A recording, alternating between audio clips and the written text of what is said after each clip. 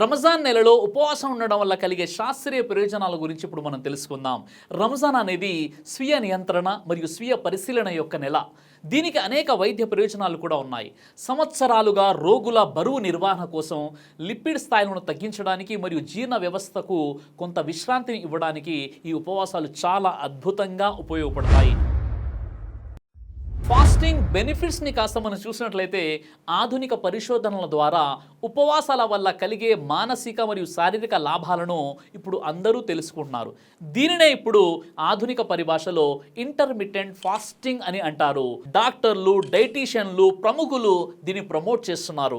Intermittent fasting అంటే రోజు మొత్తంలో కొన్ని గంటల పాటు ఎడతెరిపి లేకుండా ఘన పదార్థాలను తినకుండా ఉంటూ కొన్ని గంటల పాటు యథాతథంగా ఆహారాన్ని తినడాన్ని ఇంటర్మిటెంట్ ఫాస్టింగ్ అంటున్నారు. అందులో 3 పద్ధతులు ఉన్నాయి. ముఖ్యంగా 5:2 పద్ధతి, అనగా వారంలో 5 రోజులు సాధారణంగానే ఆహారాన్ని తీసుకుంటూ 2 రోజులు ఉపవాసం ఉండాలి. ఇక 16:8 పద్ధతి, దీనిలో 16 గంటలు ఆహారాన్ని తీసుకోకుండా ఉండాలి, మిగిలిన 8 గంటల పాటు ఆహారాన్ని భుజించవచ్చు. ఇక 18:6 పద్ధతిలో 18 గంటల పాటు పస్తులుండి 6 గంటల పాటు భుజించవచ్చు. ఒక విధంగా రంజాన్ మాసంలో మనం చేసే ఉపవాసాలు ఇంటర్మిటెంట్ ఫాస్టింగ్ లోనికి వస్తాయి. కాకపోతే రంజాన్ ఉపవాసాలు పాటించేవారు ఘన పదార్థాలతో పాటుగా ద్రవ పదార్థం కూడా తీసుకోకుండా ఉండడమే ఈ రంజాన్ మాసం యొక్క ఉద్దేశం. భారతదేశ కాలమానం ప్రకారం రంజాన్ ఉపవాసం దాదాపు 12 గంటల నుండి 14 గంటల వరకు ఋతువుల కాలానుగుణంగా సమయం మారుతూ ఉంటుంది.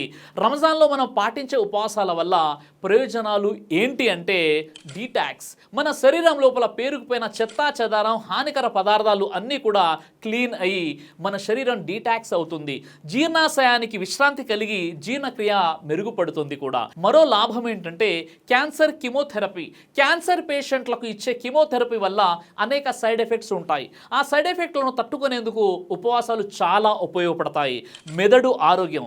ఒక అధ్యయనం ప్రకారం యుఎస్ఏలోని శాస్త్రవేత్తలు రంజాన్ ఉపవాసం కారణంగా మానసిక దృష్టి, మెంటల్ ఫోకస్ పెరుగుతుందని వారు గుర్తించారు కూడా. Brain derived neurotrophic factor BDNF అనే ప్రోటీన్ ఉపవాస స్థితిలో అధికంగా ఉత్పత్తి అయి మెదడు పనితీరును మెరుగుపరుస్తుంది. కొత్త విషయాలు నేర్చుకునే శక్తిని, జ్ఞాపక శక్తిని పెంచుతుందని, మెదడులోని నాడీ కణాల ఒత్తిడి, స్ట్రెస్ తట్టుకొని నిలబడేలా తయారవుతాయి. పార్కిన్సన్, అల్జీమర్స్ వంటి వ్యాధుల ముప్పు తగ్గుతుంది.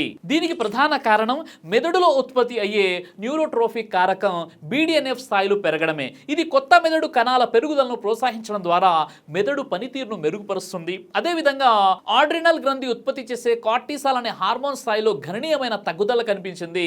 కార్టిసాల్ అనేది ఒత్తిడి నియంత్రించే హార్మోన్. దీని స్థాయిలు తగ్గడం వల్ల రంజాన్ సమయంలో మరియు తర్వాత ఒత్తిడి స్థాయిలు గణనీయంగా తగ్గుతాయి. దీని ద్వారా వ్యక్తుల మానసిక ఆరోగ్యం మెరుగుపడడమే కాక శారీరక శక్తి స్థాయి కూడా సమతుల్యంగా ఉండే అవకాశం ఉంటుంది. ఉపవాసం మెదడు నుండి ఉత్పన్నమయ్యే న్యూరోట్రోఫిక్ ఫ్యాక్టర్ BDNF స్థాయిలను పెంచుతుంది. ఇది హిప్పోకాంపస్, కార్టెక్స్ మరియు బేసల్ ఫోర్జన్ జ్ఞాపక శక్తి, అభ్యాసం మరియు అధిక అభిజ్ఞా పనితీరు నియంత్రించే మెదడు భాగాలు, ప్రత్యేకంగా మానవ విషయంలోని న్యూరాన్లతో సంఘర్షణ చెందే ప్రోటీన్ BDNF యొక్క తక్కువ స్థాయిలు అల్జీమర్స్, జ్ఞాపక శక్తి కోల్పోవడం మరియు అభిజ్ఞా బలహీనతతో ముడిపడి ఉంటాయి. అభిజ్ఞ అంటే వ్యక్తి యొక్క సాధారణ మేధస్సు అని అర్థం. ఉపవాసాల వల్ల దీర్ఘాయుష్షు కూడా కలిగే అవకాశాలు ఉన్నాయని మెడికల్ సైన్స్ అంటుంది. ఒకినావా ఇన్స్టిట్యూట్ మరియు టోక్యో యూనివర్సిటీ పరిశోధకుల్లో ఉపవాసం వల్ల శరీరంలో 44 రకాల పదార్థాల స్థాయిలు పెరుగుతాయని వారు తెలియజేశారు. అందులోనే ల్యూసిన్, ఇసోల్యూసిన్, ఆప్థాల్మిక్ యాసిడ్ అనే ముఖ్యమైన పదార్థాల స్థాయి పెరుగుతుంది. ఇవి పెరగడం వల్ల వృద్ధాప్యం త్వరగా రాకుండా ఉండి దీర్ఘాయుషు కలుగుతుంది. ఉపవాసాల వల్ల స్త్రీలకు కలిగే అద్భుతమైన ప్రయోజనాలు. హార్మోన్లు సమతుల్యత లేకపోవడం వల్ల స్త్రీలలో పీరియడ్ సమయానికి రావు. ఉపవాసం ఉండేటప్పుడు సహజంగానే వచ్చేస్తుండడం గమనించవచ్చు. ఉపవాసాల వల్ల హార్మోన్ల సమతుల్యత జరుగుతుందని అనేక పరిశోధనల్లోనూ తేలింది. సంతాన ప్రాప్తికై తీసుకునే ట్రీట్మెంట్ బాగా పనిచేయాలంటే కొంతమంది మహిళలతో ఉపవాసాలు చేయించడం జరిగింది. ఉపవాసాలున్న మహిళల్లో ఆ ట్రీట్మెంట్ ఫలితాలు మెరుగ్గా ఉన్నాయని తేలింది. ఈ ఉపవాసాలకు సంబంధించి ఇప్పుడు మనం ఒక అద్భుతమైన విషయాన్ని తెలుసుకుందాం. ఉపవాసాల వల్ల కలిగే లాభాలను ప్రజలకు తెలియజేసినందుకు గాను ఒక సైంటిస్టుకు ఏకంగా నోబెల్ ప్రైజ్ ఇవ్వడం జరిగింది. యోషినోరి ఓషోమి అనే జపానీ సెల్స్ బయాలజిస్ట్, ఈయన కణాల శాస్త్రవేత్త, ఉపవాసం ఉండడం ఆరోగ్యానికి మంచిదని ఈయన శాస్త్రీయంగా రుజువు చేశాడు. ఈయనకు 2016లో నోబెల్ ప్రైజ్ వచ్చింది ఫిజియాలజీ లేదా మెడిసిన్ ఫీల్డ్లో. ఈయన కనుగొన్న విషయం ఏంటంటే డిస్కవరీ ఆఫ్ మెకానిజం ఫర్ ఆటోప్యాజీ.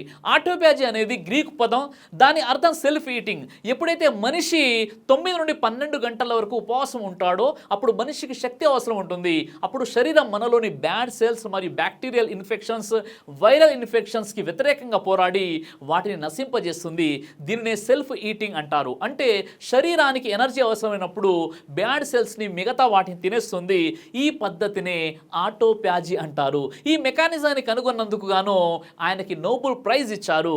ఈ ఉపవాసం ఉండడం వలన శరీరంలోని వైరల్ మరియు bacterial infections, cancer cells, neurological disorders అనే సమస్యలు కూడా వెళ్ళిపోతాయి.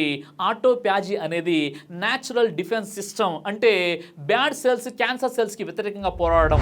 మనిషి శరీరంలో ఈ ప్రక్రియ జరగాలంటే ముఖ్యంగా 9 నుండి 16 గంటల ఉపవాసం పాటించడం. ముస్లింలు రంజాన్ నెలలో 30 రోజులు ఉపవాసం ఉంటారు.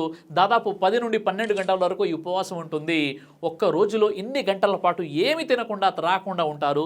దీనివలన శరీరానికి చాలా లాభాలు ఉన్నాయి. అయితే ఇక్కడ గమనించదగినటువంటి విషయం ఏంటంటే ప్రపంచంలోని ఏ ముస్లిం కూడా నాకు సైంటిఫిక్ లాభాలు కావాలి, అందుకోసమే నేను రంజాన్ మొత్తం కూడా ఉపవాసాలు ఉంటానని ఏ ముస్లిం కూడా చెప్పడు.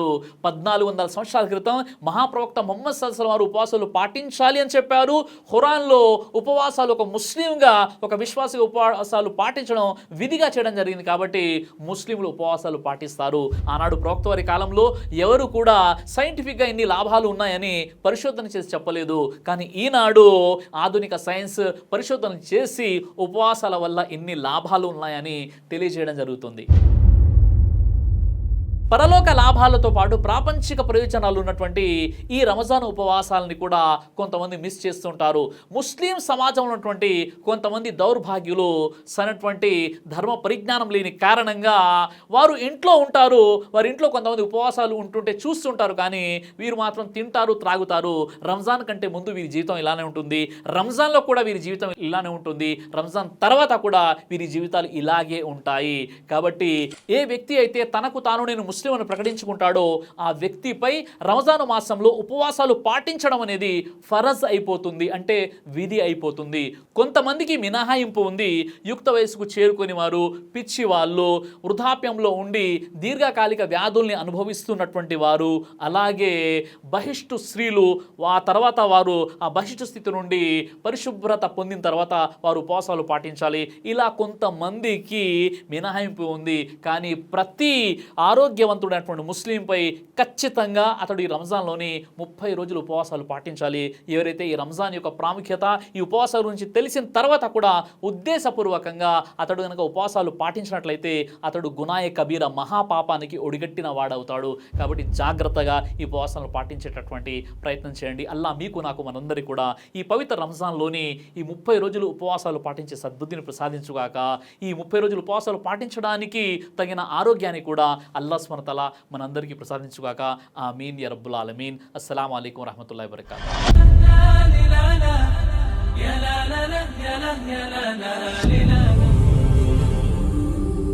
బ్రదర్ సిరాజ్ అని యూట్యూబ్ ఛానల్ని మీరు సబ్స్క్రైబ్ చేసినట్లయితే ఇన్షాల్లా దేవచిత్తం అయితే మీకు వీడియోస్ వస్తుంటాయి. అదేవిధంగా బ్రదర్ సిరాజ్ అనేటటువంటి ఫేస్బుక్ని కూడా లైక్ చేయడం వల్ల మీకు వీడియోస్ వస్తుంటాయి.